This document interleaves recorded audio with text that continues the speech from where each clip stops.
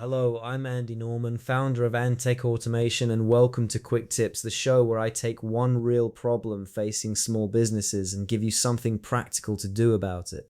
Today, a quiet profit leak that's running in most trade businesses right now, and the owner usually has no idea how big it is. Let me paint the picture. You're halfway through a boiler install, hands black, kneeling in an airing cupboard. The phone rings in your pocket, you can't get to it. By the time you're washed up and you check, they've rung off. No voicemail, no text, nothing. And here's the thing, that wasn't a wrong number. That was £300 to £500 of work, and it has just dialed the next firm on the list. Now, if that happened once a month, you'd shrug it off. But it doesn't happen once a month. Here's the number that stops people in their tracks. Small trade firms miss 30 to 40% of their inbound calls. That is not me being dramatic. That's what the data shows across small service businesses.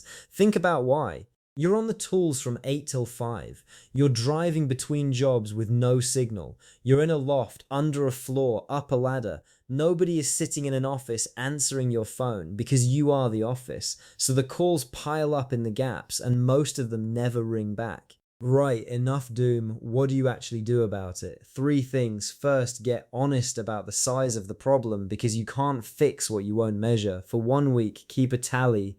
Every call you couldn't answer, every voicemail, every missed number, write it down.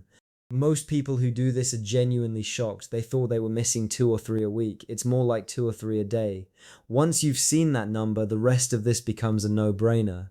Second, you do not need to hire a full-time receptionist. You can't justify it and can't keep busy.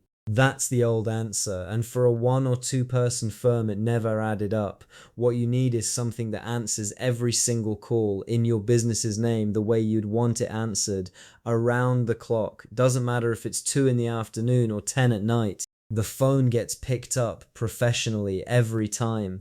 Third, and this is the bit that actually moves the money, it has to capture the job there and then, not just take a message.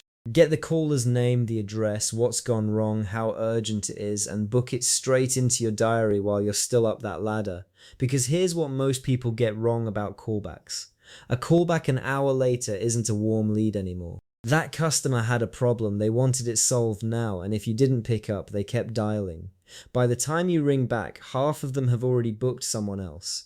The first firm to actually answer and book usually wins the job.